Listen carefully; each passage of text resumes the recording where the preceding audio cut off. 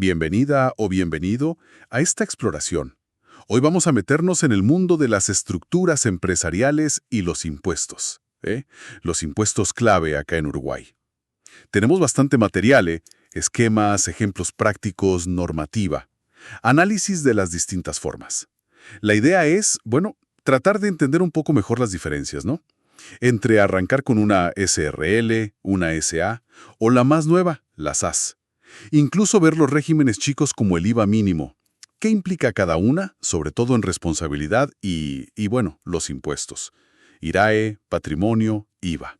Exacto. Vamos a intentar conectar un poco la teoría con lo que pasa en la práctica usando justo estos documentos.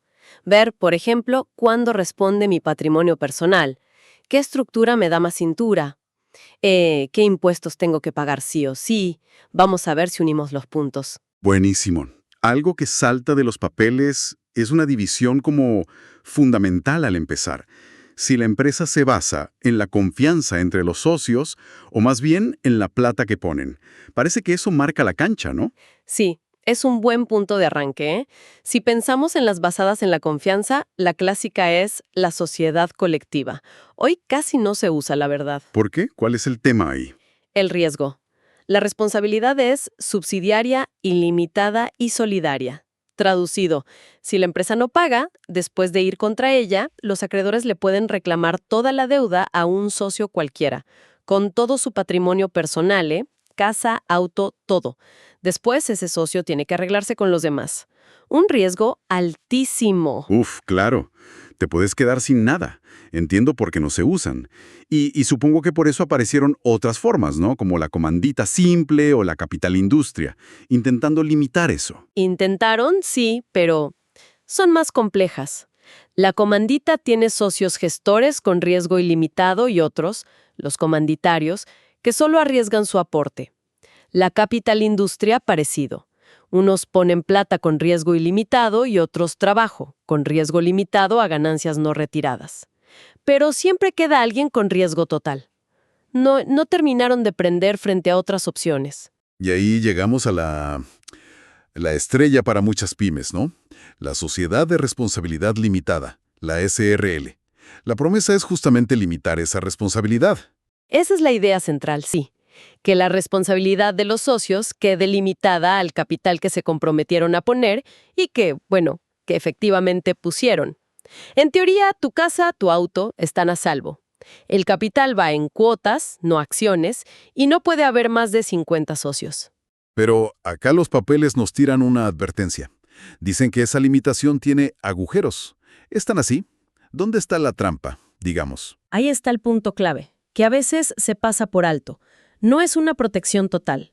Los socios de una SRL pueden terminar respondiendo con sus bienes personales, y de forma solidaria, ojo, sobre todo por deudas laborales, sueldos impagos, aportes. Ah, mira vos. ¿Y algo más? Sí, también por algunos impuestos importantes, como el IRAE y los aportes al BPS. Y ni hablar si hay problemas con seguros de accidentes de trabajo o normas de seguridad. Ahí la responsabilidad puede volverse personal. O sea que, frente a los empleados y al Estado, digamos, ese escudo de la SRL se debilita bastante. Exactamente. Contra un proveedor común generalmente funciona bien. Pero con deudas laborales o fiscales grandes, ahí la cosa cambia. Es importante saberlo. Para armarla necesitas un contrato escrito, inscribirlo en el registro de comercio y publicar avisos en diarios. Eso no pasaba con la colectiva. No hay mínimo de capital por ley, pero sí reglas para integrarlo. Plata, 50% al toque, el resto en 2 años. Bienes, todo de una. Y el laburo no cuenta como capital, ¿eh? Clarísimo ese punto de la SRL. Ahora, si uno busca una separación de patrimonios más fuerte, o piensa en crecer, buscar inversores, ahí los materiales apuntan a las sociedades de capital. La clásica es la sociedad anónima, la SA. Así es. En la SA lo importante es el capital, que está dividido en acciones. Y las acciones, en principio, se venden, se transfieren más fácil. ¿Quién es el dueño de la acción? Pasa a un segundo plano. La empresa sigue, aunque cambien los accionistas. Y la gran ventaja, entiendo, la responsabilidad del accionista sí está limitada, pero de verdad, a lo que pagó por sus acciones. Los acreedores de la SA no pueden ir contra el patrimonio personal del accionista. Así de tajante. Sí, es la protección patrimonial más fuerte que hay para el dueño del capital. Es ideal si tienes un proyecto grande o si buscas inversores que solo pongan plata y no se metan en la gestión. Pero claro, esta fortaleza tiene sus contras. Me imagino. Más papeles, más costos, ¿no? Sin duda. Armar una SA es más largo y caro. Necesitas que la Auditoría Interna de la Nación, la AIN, te apruebe el estatuto antes de empezar. Es un control del Estado que la SRL no tiene. Y por dentro es más formal. Tienes que tener asambleas de accionistas y sí o sí un directorio o un administrador que gestione. Y acá, ojo, que los documentos resaltan algo importante. La responsabilidad de esos directores. La del accionista es limitada, pero la de ellos parece que no tanto. Ese es el equilibrio, exacto. El accionista que solo invierte está muy protegido, pero los directores o administradores de las SAS, ellos sí tienen responsabilidad personal y solidaria. Si hacen las cosas mal, con culpa grave, si violan la ley o el estatuto, o si no actúan con la diligencia debida, bueno, pueden tener que responder con su propio bolsillo. Entendido. O sea, protección máxima para el inversor pasivo, pero mucha exigencia y riesgo para quien maneja la empresa. Tal cual. Es una estructura robusta, pero formal y con esa carga para la administración. Y en este escenario, hace unos años, en 2019, apareció la Sociedad por Acciones Simplificada, la SAS, pensada para emprendedores, dicen.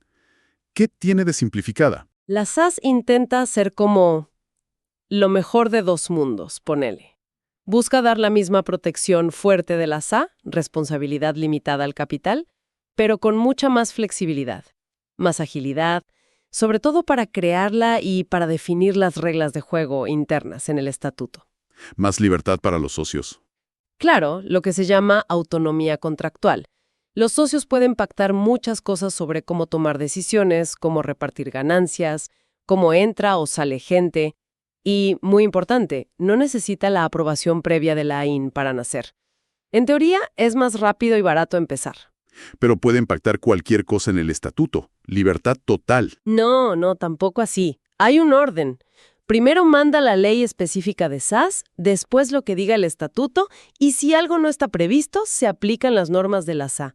Y ojo, hay reglas generales de la Ley de Sociedades, Protección de Terceros, Derechos de Minoritarios y, crucialmente, la responsabilidad de los administradores, que son obligatorias. Esas no se pueden esquivar. Ah, bien. O sea, la flexibilidad está, pero tiene límites legales. Y si el estatuto es muy básico, muy simple, ¿qué pasa? Sí, y bueno, terminas cayendo en las reglas por defecto de la SA, que quizás no era lo que querías.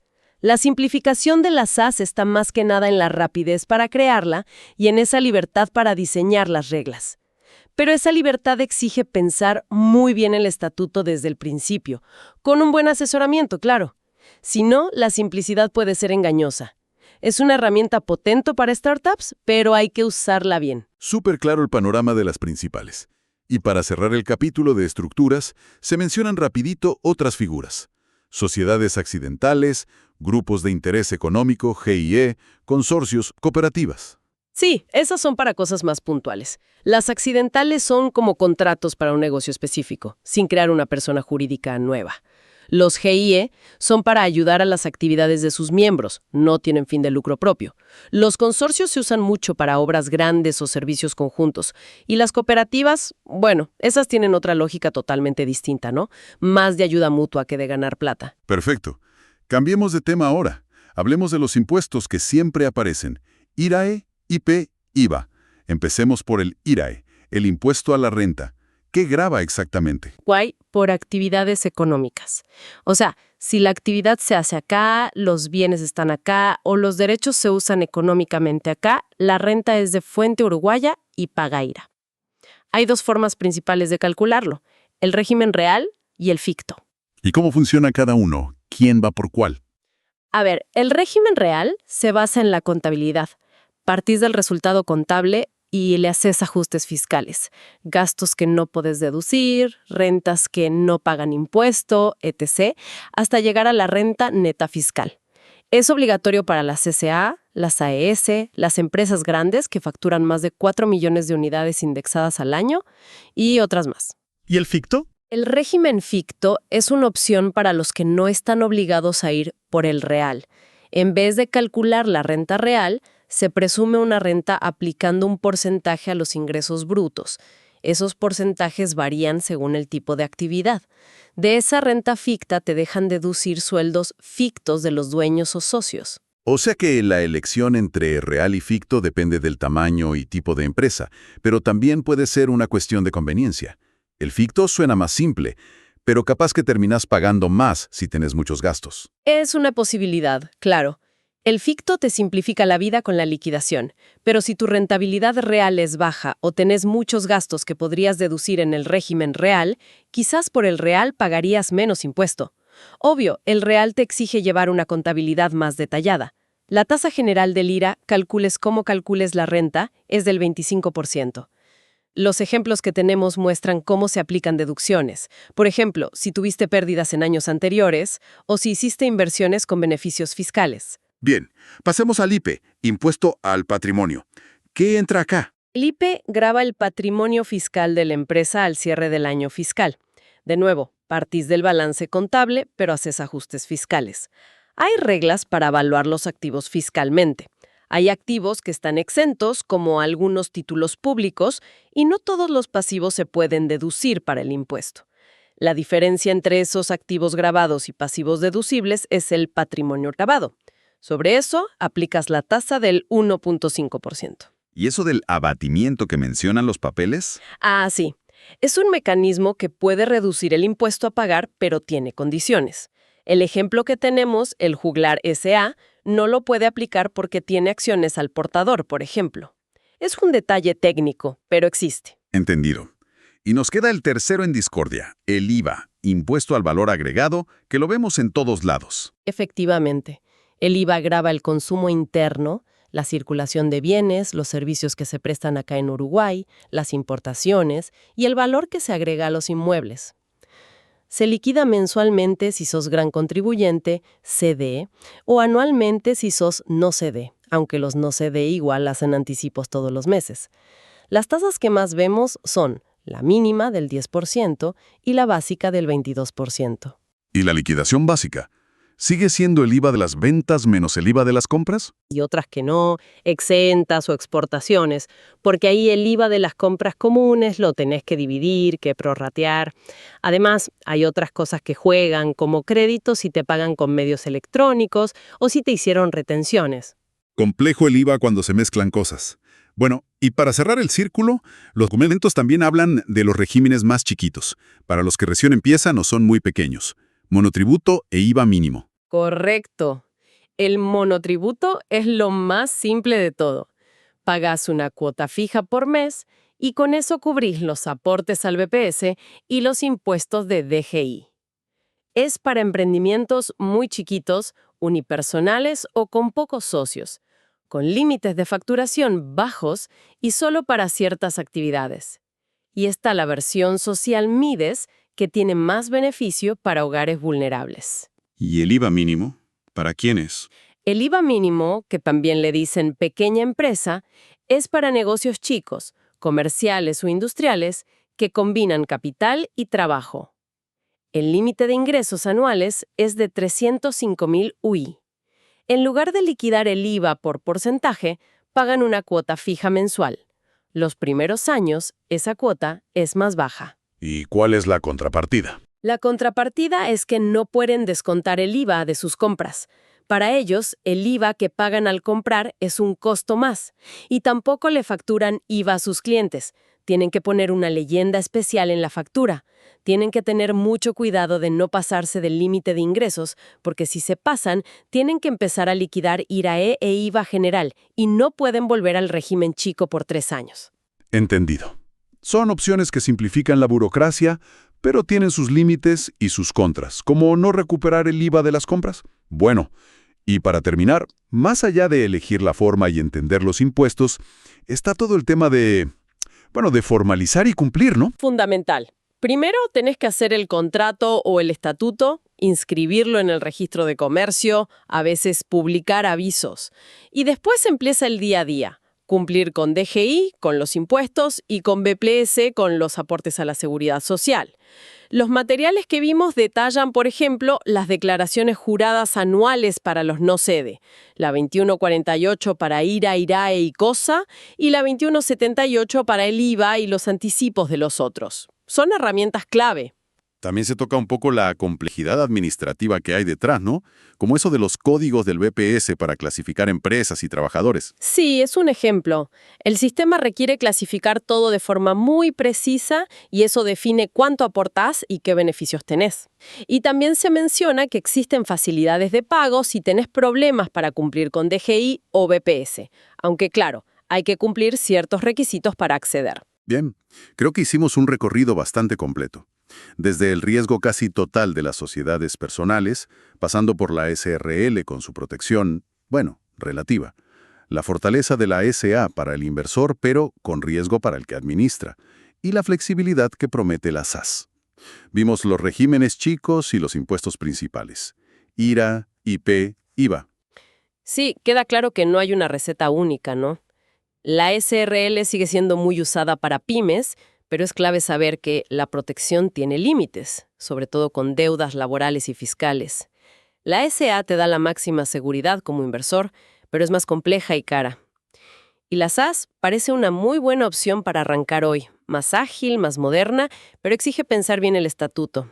Y los impuestos, bueno, son una compañía constante. Revisando todo esto, me queda una pregunta picando.